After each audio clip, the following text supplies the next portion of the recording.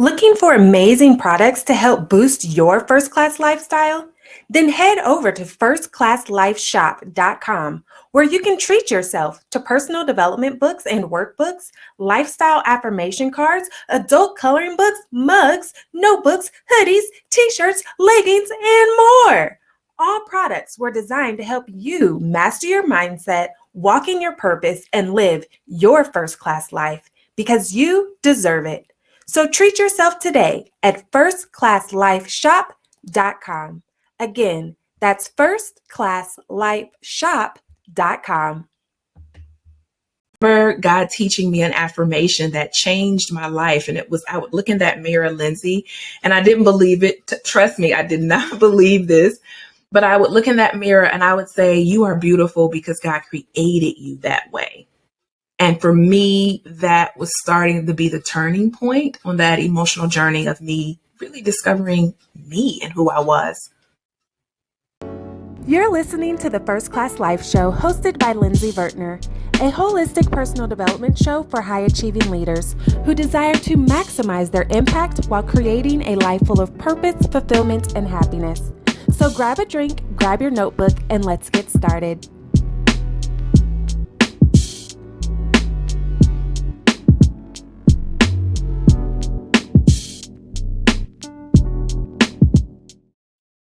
Welcome back to another episode of the First Class Life Podcast. This is your personal development show because I know that you desire to maximize your impact while creating a life full of purpose, fulfillment, and happiness. I'm super excited about today's guest, Miss Natolie Warren. She is an amazing coach at what she does. You know, we are in the same field, and this just goes to show, like, it's collaboration over competition because we both deal with mindset. So y'all already know today's show is gonna be juicy, okay?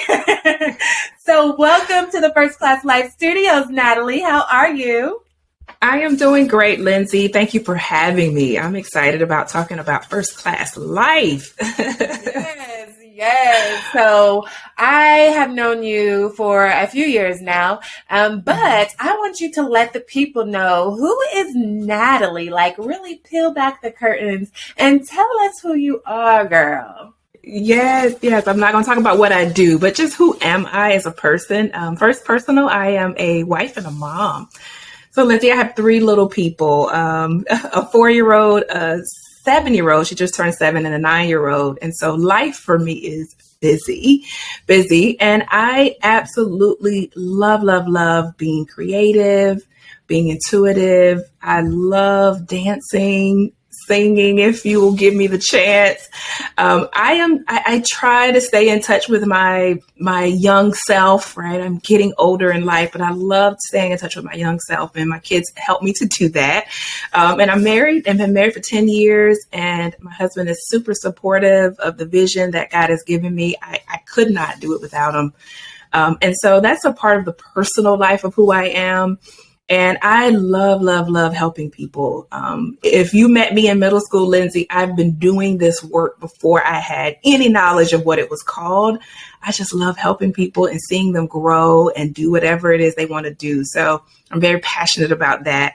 So those are some things about me. I know we're going to talk more about me, but those are some of the things about who I am. Yes, I love that you mentioned doing the work before you even knew what it was called, because I feel like I was the same way. And I also believe that the things that we're meant to do as far as our purpose is concerned, there's little keys and nuggets here and there, but we often dismiss them. So what would you say are some of those things along the way that kind of were your guiding light to, you know, who you became today?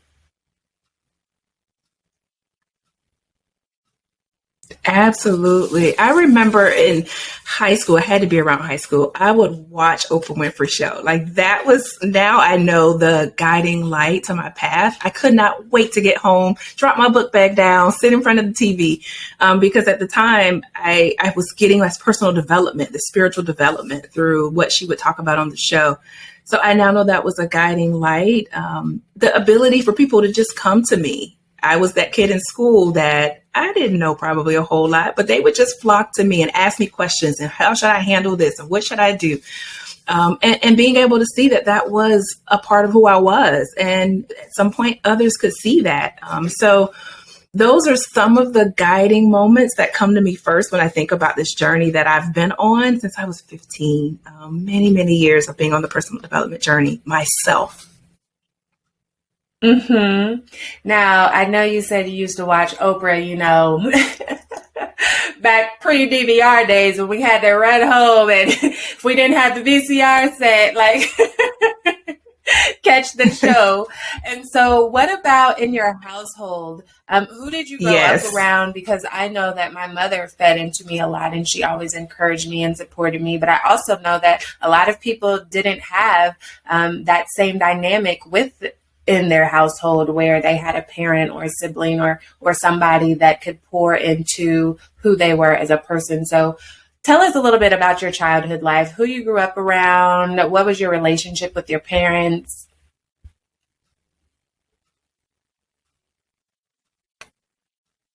Absolutely. So I was born in Washington, D.C. and raised for 7 years in Maryland with my parents, my mom and my dad. I have an older sister and brother.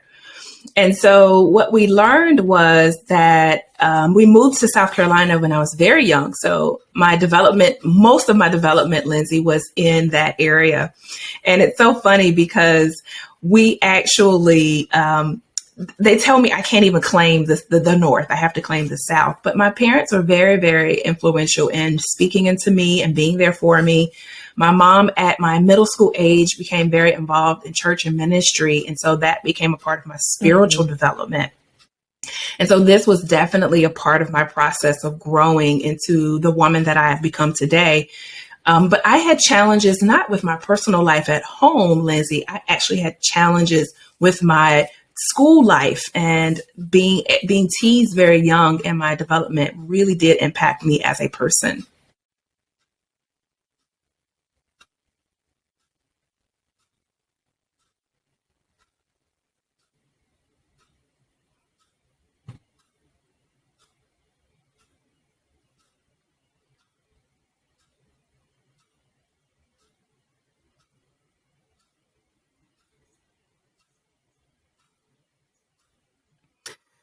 This is the thing that I have had, Lindsey, to really spend time with, but it really started out with kids. I was from the North, so I was the new kid at a new school. You already know what that could look like. This is second grade, and it started off with just girls being upset with me because I didn't want to be a part of a friend group. And the teasing and the taunting kind of started there.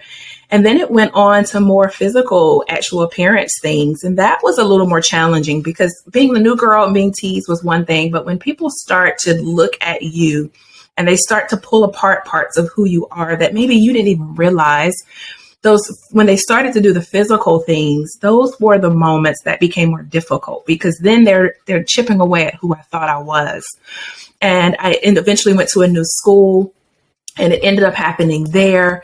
And it went on for several years that there was this taunting behavior, this calling me out or bringing negative attention to who I was outside. And that I didn't know at the time, Lindsey, I really didn't, how much it impacted me until actually years later. And the funny thing about the story was those same kids actually selected me and chose me to be homecoming queen, prom queen. I was class president. I was best all around. So there was a point where I was accepted by these same people, but I had trouble seeing it at that point and really believing some of that on the inside for myself. I'm sure that can do a lot for, your confidence and your identity whenever you are being teased and taunted in that way. So tell us about the emotional journey of just like figuring out who am I outside of what these kids are saying. That was the very big challenge for me because I started to take on a belief that I wasn't good enough. I didn't think I was good enough, smart enough, talented enough, pretty enough. And even though I excelled, I graduated number 11 in my class. I graduated with honors with a undergraduate degree, with a master's degree. It was showing up on the outside that I was looking and appearing normal, but it was on the inside that I struggled with the never good enough. And I found myself overextending myself, overdoing things, because ultimately I discovered I was trying to prove to myself that I was good enough. And that was hard. That was challenging. And so I remember times when I would look in the mirror and still see that 12-year-old little girl who was broken, who was hurt, who was scarred. And I remember God teaching me an affirmation that changed my life. And it was, I would look in that mirror, Lindsey, and I didn't believe it. Trust me, I did not believe this. But I would look in that mirror and I would say, you are beautiful because God created you that way. And for me, that was starting to be the turning point on that emotional journey of me really discovering me and who I was.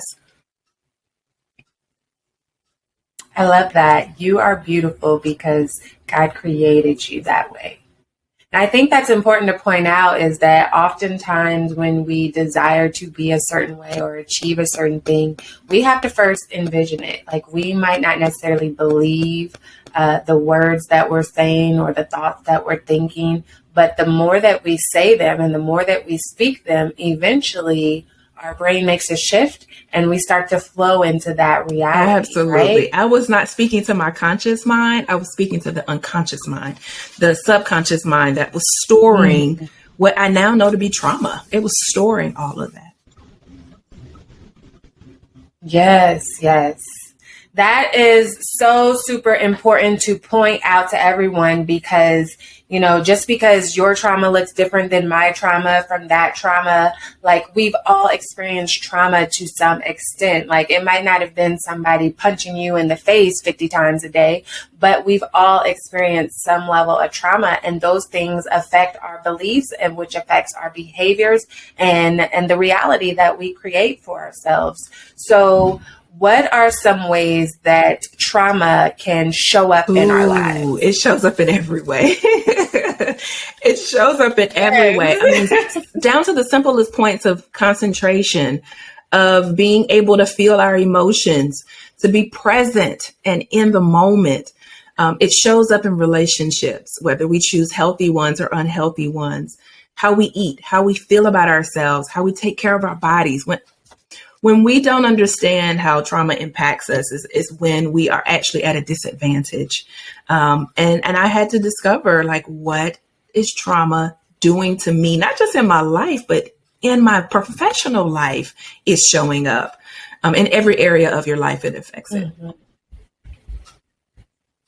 Yes, yes. So as a child, you experienced the teasing and the taunting, and then you also experienced trauma in another way that maybe you didn't recognize until you were adult, but it had some financial traumas. And so I really want to go into that piece because, you know, especially as we're growing as leaders and we're building businesses and we're leading the community or we're growing in our careers, it's important to recognize how all the traumas that we experience. So tell us a little bit about that. Are we talking about trauma with money? Well, let's go back to this because I think it's connected and people don't often realize that trauma of me feeling not good enough transfers over to my relationship with money, because then I'll feel like I didn't feel like I was good enough to have abundance when we think about money, right? Having more than enough. It goes into me thinking, you know, can I spend all of this money on me, right? Is it okay for me to do that? And so I grew into learning I had a poor relationship with money. I didn't even know. Let me back up. I didn't even know we were in relationship. I don't know if anybody's ever dated somebody and you're going, I didn't even know we were together. Start going together. That's what and I realized that there was this trauma around money. I realized I had judgments, Lindsey. When I say I would judge people who had money, thinking that they were lazy, they were stingy, they must have done something wrong. My mom told us when we were growing up, true story, we asked for a dishwasher. So this is in like the late 80s, 90s. And she said, I have 3 dishwashers, okay? I'm not buying a dishwasher.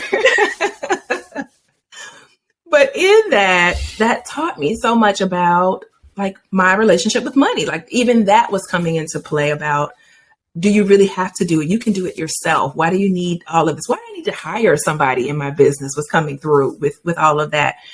And so I had to do work around just money and how I have trauma around money. So trauma can show up in so many areas of our lives. It's so funny that you brought up the dishwashing piece of it, because growing up, we never had a dishwasher in any of the places that we lived. And so when I first went off on my own, like after I stayed in the dorms in college, and then once I got my first place, it had a dishwasher. And then my second place also had a dishwasher, and I never used the dishwashers. And you don't think about how that's tied to things. And I don't even like to do labor type of work, right? I'm definitely a queen bee. Let me just pay you to do what I need to be getting done so I can walk in my purpose and work with my gifts, you know? But I never used the dishwasher for some amount of years. And it wasn't until actually after my second pregnancy, because I have 2 children, that one day I was just tired. Like I was dog exhausted, and I've got this toddler, I've got this newborn, and I'm just looking at those dishes and I'm like, I don't want to, I don't feel like it. And then I looked at that dishwasher and I was like, why am I doing it? Like, it's a whole dishwasher, but just that mindset of like, you don't have to use the things around us that is here to make our lives easier, kind of that work mentality. Like, you got to do the work, for the money to come. I know there's somebody else I know where anytime they would get a large sum of money, they would go on this mad cleaning spree, especially if the money came easily, because in their mind, you got to work hard to get the money, got to work hard. And that doesn't mean that there's not hard work to be done, but just that I got to work. That's so ingrained into our brain around success and financial wealth and things like that. And for me, it was also the belief that it's wasting water, right? It's just like, that's wasteful. I'm wasting water and electricity. Why am I doing this? Make those fire, right? Yes, but so untrue. You're wasting time, right? I could do something better with my time if I were to use the dishwasher, was the shift. So I so can relate to that. So tell us about that journey as far as the money trauma. Where did that start for you? I really felt like I needed to trace this back and figure out where did this come from. And the first thing that popped in my head when I traced it back was my dad actually had a back injury. So when I was in elementary school, there was a lot apparently had happened in elementary school. My dad had a back injury. Yes. And he, for a year, did not work. My dad was the primary breadwinner. My mom worked as well. And I didn't know a lot about what was going on, but I knew a lot. I'm the youngest. And so my mom oftentimes would confide in me and tell me things. And I knew we were having trouble financially. I knew things had shifted with how we could do things in our family. And I think at that moment, I internalized a lot of it to say, don't ask for things. You know, there would be times when they would send the pictures home from school and I wouldn't ask for my mom to even buy them because I knew our financial state at that point. And the family got better. My dad eventually got better, was able to work again. But I internalized a lot of that experience and I had to undo some of those belief systems that I created just from my observations. And it really, really helped when I did the work, and I'm still doing the work. Let me pause and say this, Lindsey. The work always continues. As long as you're living, there's something to work on. There's something to unfold. But I have continued to unlearn that. Yeah. I am the same way as far as just unlearning the money trauma. And we all have money trauma to unlearn for the most part. So I know that you've mentioned yours was, not having enough or that it was going to run out. For me, it was that cycle of feast or famine. We have a lot and then we're penny pinching. We have a lot and then it's paycheck to paycheck. And so growing up watching my mom go through that cycle. And although she always provided everything that we needed, I kind of became like you, not wanting to ask for stuff. I remember specifically going into middle school, I was playing the violin in elementary school, but taking it in my own hands. I didn't ask questions. I assumed that, oh, now I'm moving to middle school and you have to have your own instruments to play and, you know, whatever instrument you're playing or play in the band. And I did not want to ask my mom to buy me a violin because I knew she couldn't afford it, but she would only put more debt on herself trying to afford it so that she could provide it for me.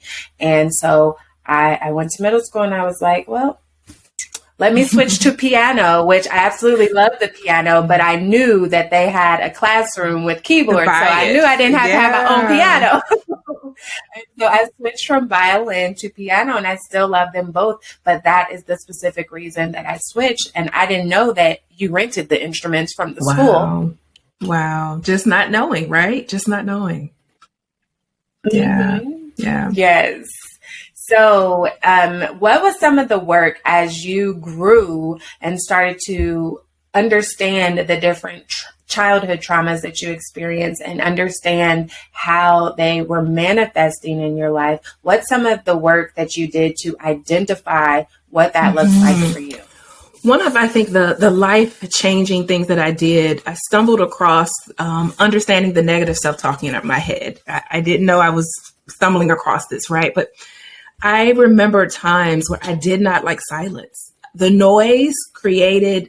silence created loud noise, right? And I wasn't ready or able or had the skills or the energy, let's put that in there, to manage all of that. And so I stumbled across learning about this inner critic, like, what is this?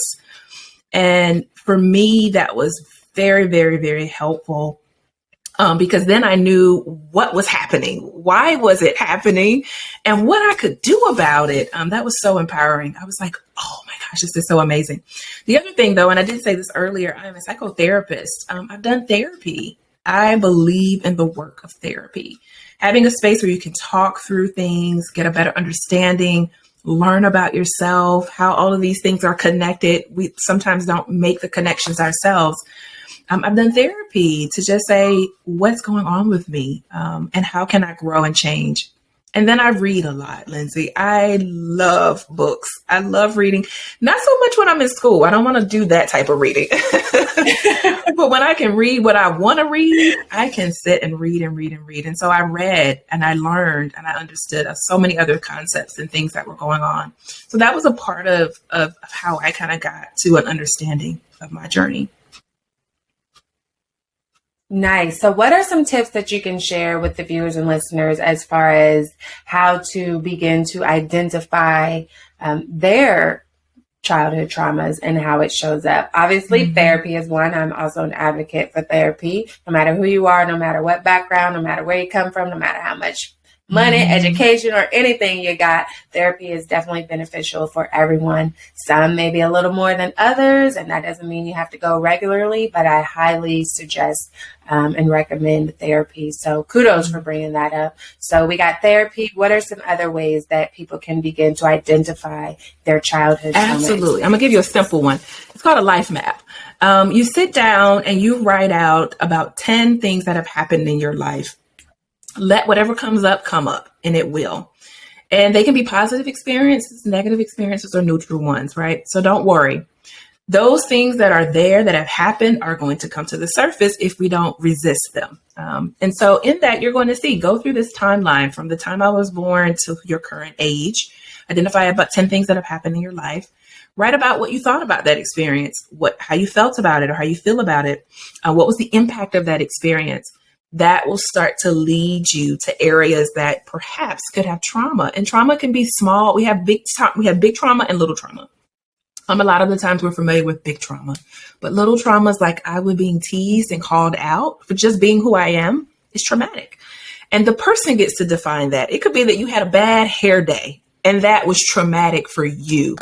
But in that, you'll start to see patterns. You'll start to see experiences, emotions, and that leads you to start to see where to at least start. Yes, yes. See, look, do your life maps. It's a very, very beneficial activity to help you begin to become aware of those things. So once we are aware of some of those childhood traumas, what are some things that we can do to begin to heal them outside of therapy? Yes. Journaling is so helpful. Journaling gives you a space to put your thoughts and your feelings.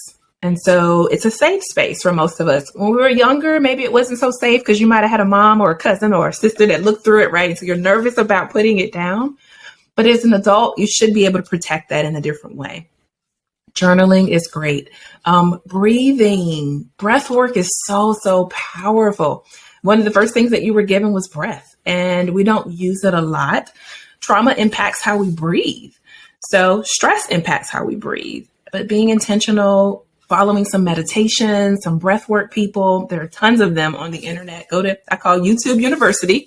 You're going to find somebody, but breath work can be so helpful. Talking about it in general. Everything grows in silence. When we have a space that's safe, that we can talk, even if it's outside of therapy, talking to your friends about experiences. My girlfriend and I, Lindsey, really true story. Recently, we're talking about where we are in our struggles. And that was so therapeutic for us because as high achieving women who are busy and we have all these things going on, we don't often allow ourselves to be vulnerable and talk. And in that conversation, it was so helpful. So those are just a few ways. There are many, but there's a few ways to kind of work through it. Yes, I love that you brought up being vulnerable, because especially as high achieving leaders, high achieving women, or the strong ones, that is one key aspect that we don't do often enough. But it definitely is an opportunity for us to grow, for us to learn some things, heal some things. It's an opportunity for others that want to support us to support us.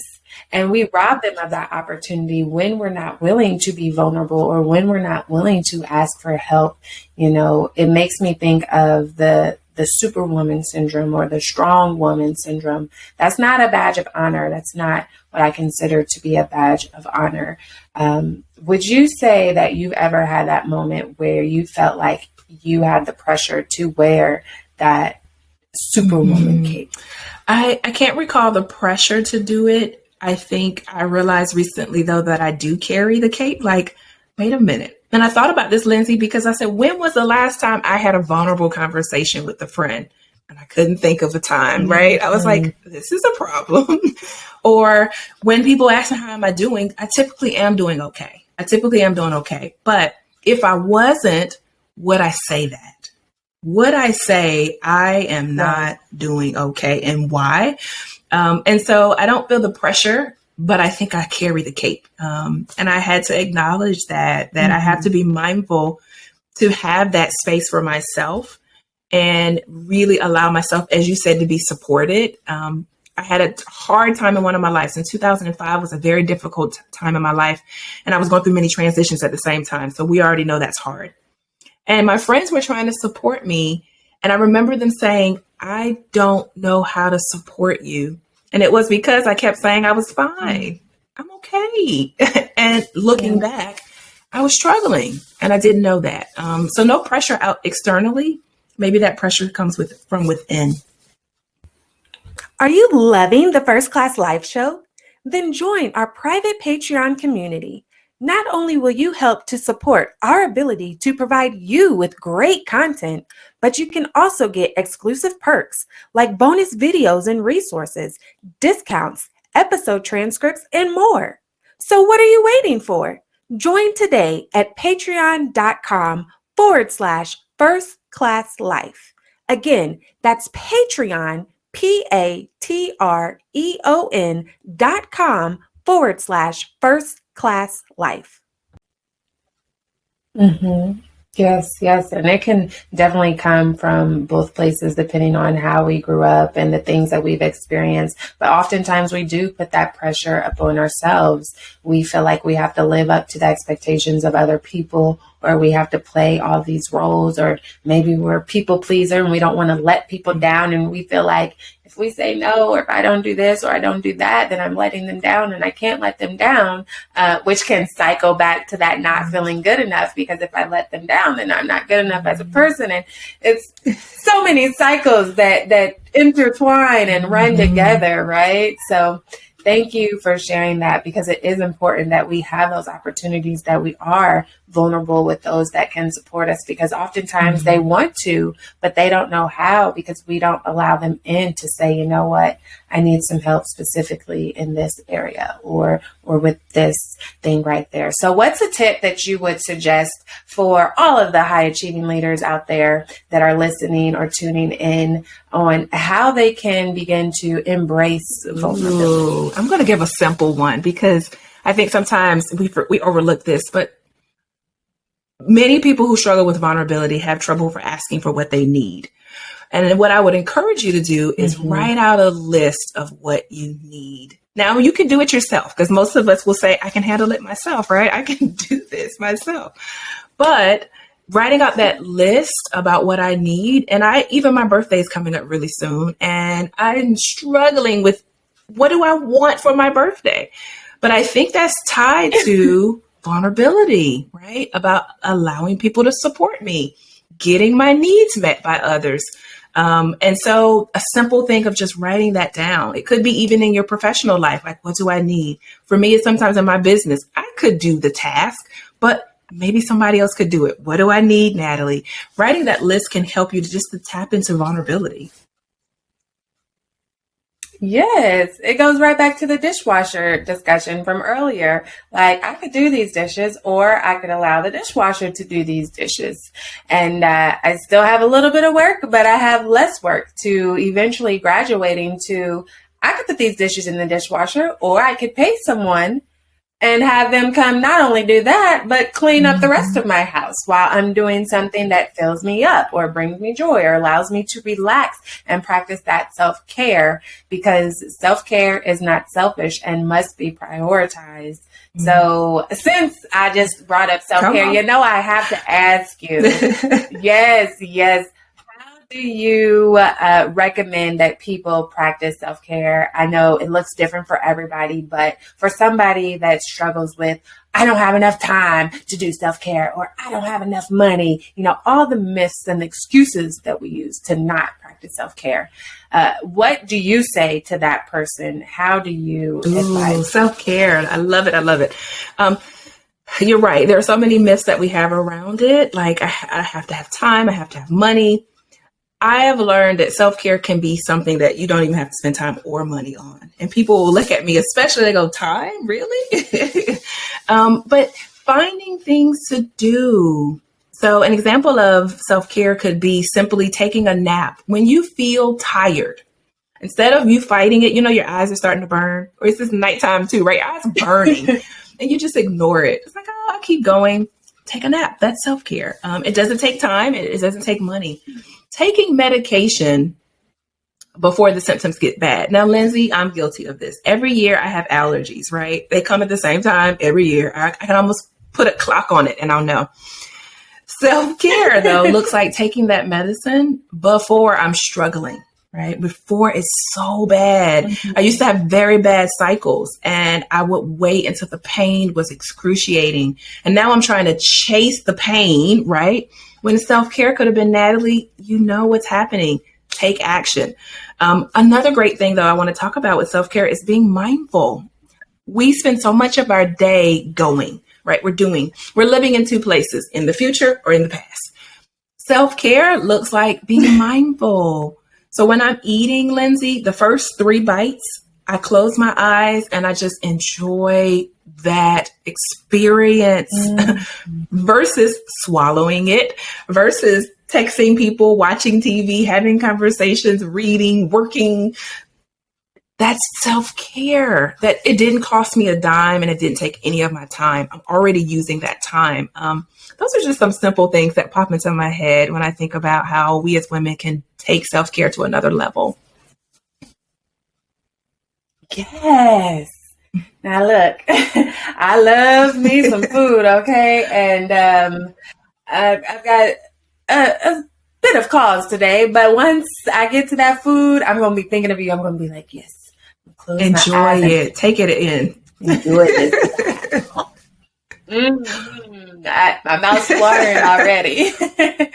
So I love that you brought up mindfulness because, oftentimes people think, oh, that means I have to be meditating like this and all of those things. And there's a big misconception about what mindfulness actually looks like. And so let's dive into that. Explain mindfulness. How can we do it? How can we incorporate it into our regular daily activities? And what are the benefits? I just gave you. Let's go at it. No, let's go at it. Because we're talking and we're being mindful while we're talking. But mindfulness is simply just being present and aware. Simply put, present and aware without judgment. And we do see mindfulness in meditation. So that's a part of it. People think of that. But you can live mindful. I'll tell you an example. Have you ever, Lindsey, been driving in the car? You get to your destination and you don't remember any of the ride. That's happened to me over and over and over again. And in my mind, I'm thinking, did I hit anybody? Did I run any traffic lights? Was there any cops on the road? I can't tell you what happened. But the reason why is because we're so unmindful. We're not mindful. We're in another place. We're thinking about other things. And so mindfulness is a practice of just being present and in the moment and not judging it. And so you can do this all day. When you're brushing your teeth in the morning, get into your senses. Smell the toothpaste, see the suds on your teeth, feel it in your mouth, hear the sounds of the toothbrush hitting your teeth. Now, you're probably going to think this is going to take more time, but it doesn't. You're already doing that. When you're bathing, enjoy that moment in the shower. There's so many times when I am thinking about what I got to do, what's next, what's happening, what am I going to cook for dinner? No, just be present and enjoy all 5 of your senses in that moment. It brings you a level of calm and peace. And that's what we all want. We all want calm and peace.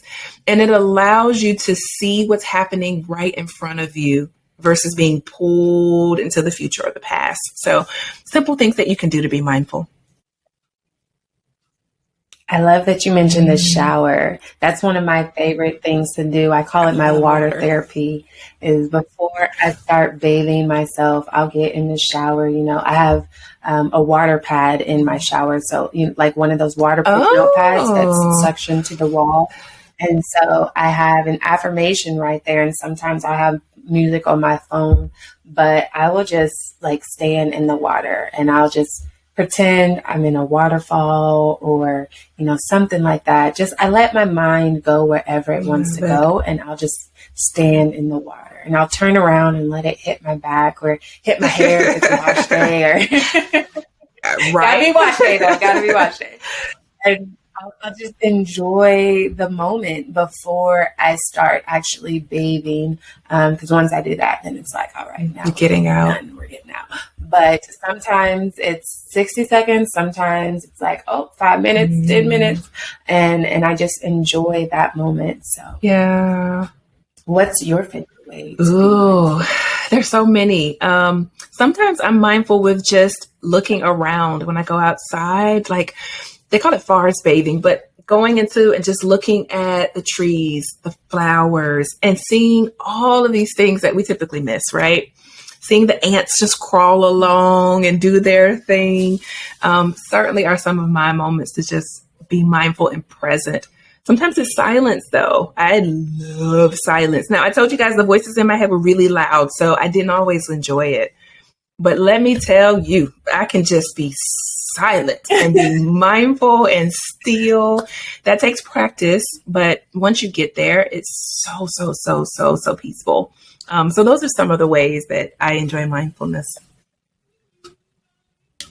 Yeah, and I think it helps us to be grateful for the things that we are capable of doing or the things that we do have, because we can often take things for granted, especially the things that, are going on in the background, involuntary, like our breathing or like the ability to walk or see. And we forget that they're blind people out there. There are deaf people out there. There are paralyzed people out there that don't have the option to walk down the street or see the birds or hear the birds. I can remember whenever I first got LASIK surgery, and I've worn glasses since the first grade. So bad vision city, okay? But whenever it was clear, because it's pretty much instant, but once the medicine and all of that stuff took all the blur away, I remember just going outside and laying on the trampoline, and I was just laying there looking at the clouds and looking at the sway of the leaves, and I was probably out there an hour just looking at stuff. Wow. But it was so exhilarating, and it was like, so this is what 2020 vision looks like. I love it. Your senses were heightened. Absolutely. Yeah. Yes.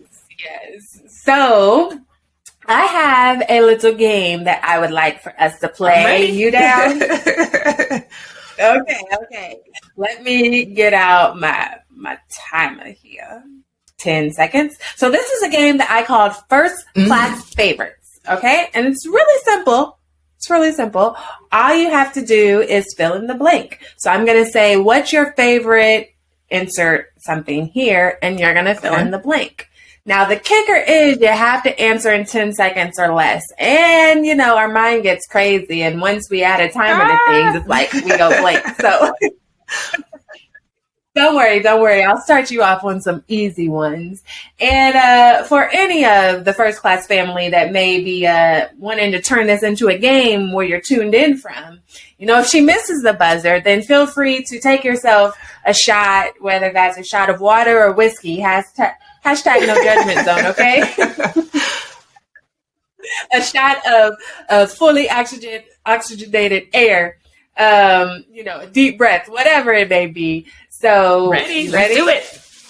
We're going to hop right into it. Okay. I'm going to start you off with something easy. What is your favorite color? Go. Purple. See? No, not bad at all. Right? Not too hard. What is your favorite movie? Go. The first one that pops into my head, I'm going to say Enemy of the State with Will Smith and Lisa Bonet. Oh, and you had 1 second to spare. You got out the full answer. All right. What is your favorite song? Go. Oh, goodness. Okay. This is the first one that pops into my head. I don't know if it's the favorite, but I Will Always Love You, Whitney Houston. Yes. Auntie Whitney. Can't go wrong with her, right? What is your favorite book? Go. I'm going to say currently, because I'm reading so many, but It's Not Your Money by Tosha Silver. It's Not Your Money by Tosha Silver.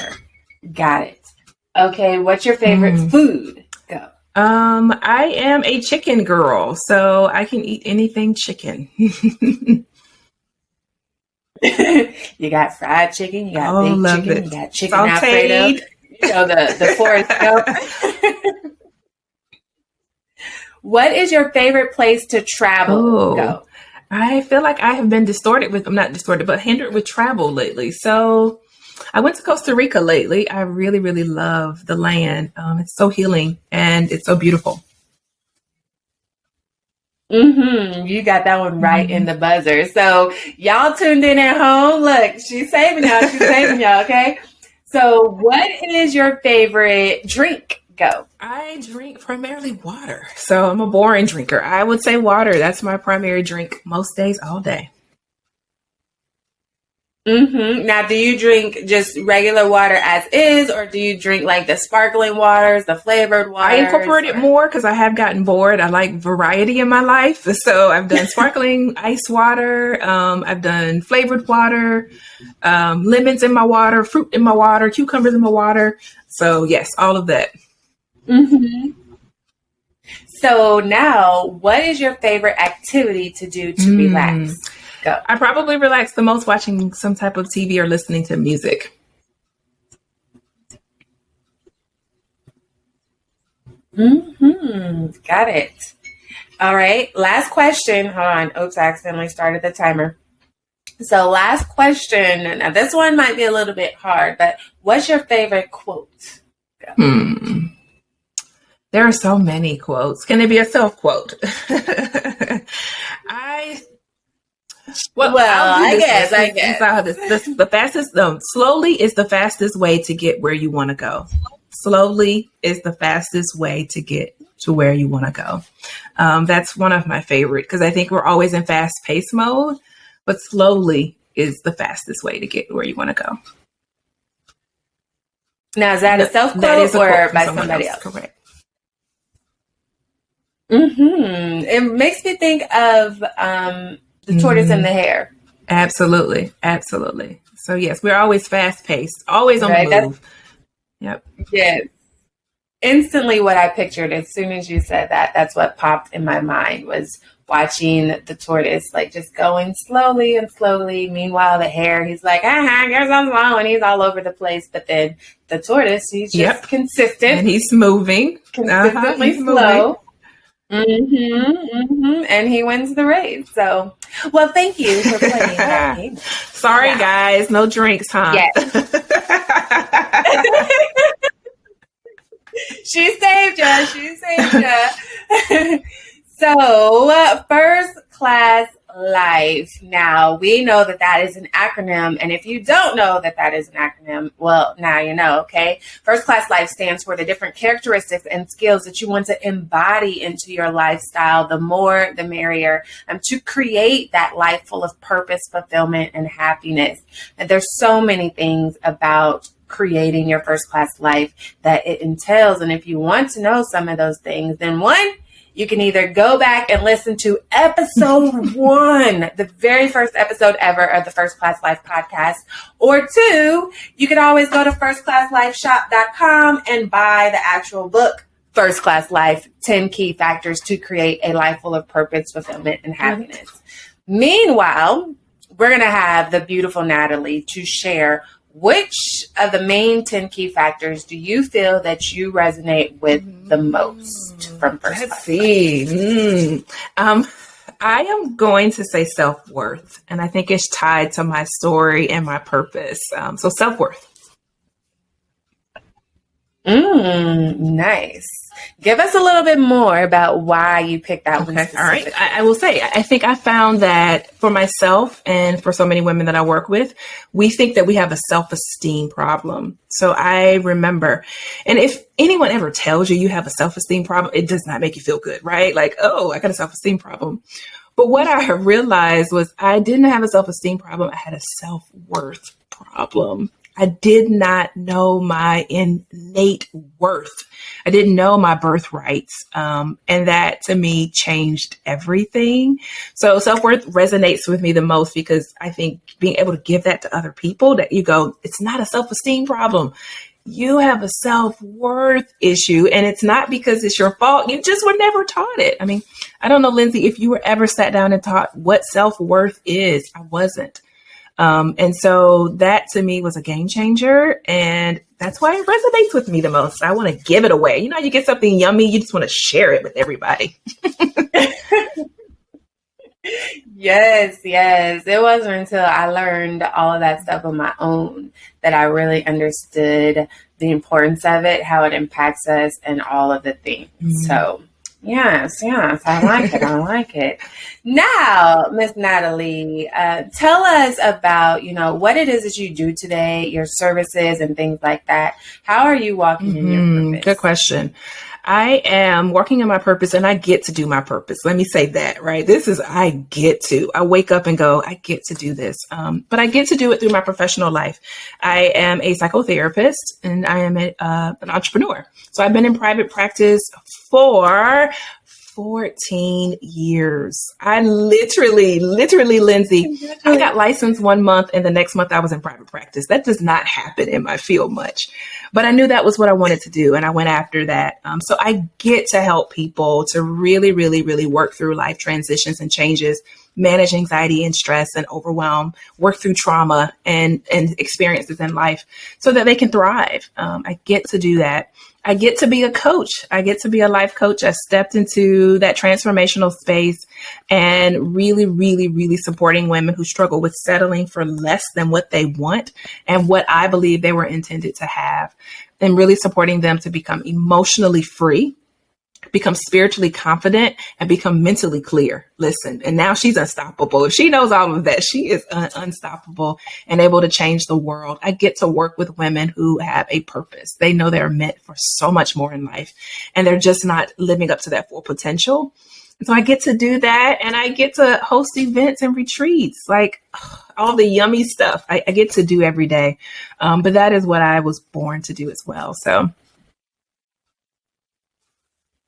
yes, I love it. Because we already talked about, you had that guiding light as a child and you was doing the work before you really put words to the work you were doing. And here you are living it out. Important to be intentional about, who it is we desire to be. So, what services do you offer? Like, how can people reach out to you if they want to work with you or anything like that? I'm happy to share. What I do provide is one-on-one coaching. I provide group coaching and really just supporting people to master their inner critic. We didn't even dive into her, but that's a whole nother lane to talk about mastering that and helping them to have holistic wellness and doing some spiritual work around that. And people can find me on any platform, social platforms. I am Natolie Warren. My parents knew I was going to be unique, so they gave me a unique spelling of my name. So it's spelled with an O, and I'm on all platforms with that. And the website to connect with me is Awaken to Power, the number 2 power.com, because I believe we all have a power within us that we have to awaken. I love that. And it's Natolie. That's how you spell Natalie. And don't worry, all of this info will be down in the description. So make sure you check that out. You can read her bio. You can get all of her links to stay connected with her. Speaking of, we are so thankful that you are here and that you provided us some great gems as far as identifying that childhood trauma, healing that childhood trauma, and then, ways to be mindful so that we can excel in the things that we want to do and the person that we want to be. So do you have any final words of advice for the first class family? I would just offer for them to really, really, really do the work on themselves. You are going to be the best you, the best mom, best businesswoman, best everything when you start with working on yourself. And I didn't even know I was on the personal development journey, but I knew that this is what I wanted to do. And so doing that work just makes you so much better, and give yourself grace. We didn't talk about just how much incredible pressure we put on ourselves and this underlying guilt that we often carry as just high achieving women. But giving yourself grace. Today is a day to give yourself grace, and tomorrow will have its own problems. But today, give yourself the grace. Live in the grace of today would be that last thing I would say to us. Well, thank you for being an amazing guest. We are so glad that you are here with us. And for you tuned in at home, thank you for being a part of the First Class family. I love you to pieces. I know you could be doing anything in the world right now, but you are tuned into the First Class Life podcast, your personal development show, because you desire to maximize your impact while creating a life full of purpose, fulfillment, and happiness. Make sure that you subscribe to our Patreon community, because that's where you can check out bonus footage from our phenomenal guests that like to grace us with their knowledgeable gems, okay? And lots of bonus resources. So subscribe to the Patreon community. And until meantime, I will catch you later. Have a blessed and abundant day. Bye. Unfortunately, all good things must come to an end. But please be sure to subscribe to the First Class Life Show. And don't forget to rate, leave a review, and join our private community so that we can continue to provide you with great personal development conversations to help you maximize your impact while creating a life full of purpose, fulfillment, and happiness. You deserve it.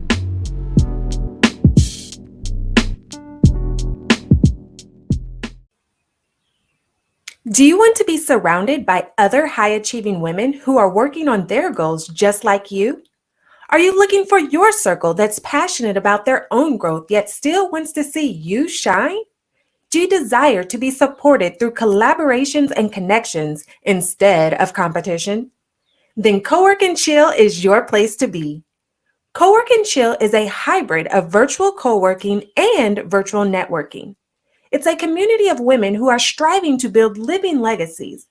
This is the space to create meaningful relationships with other equally yoked women where you're being poured into just as much as you pour out. So if you're looking for your crew for supportive accountability, then sign up today at coworkandchill.com.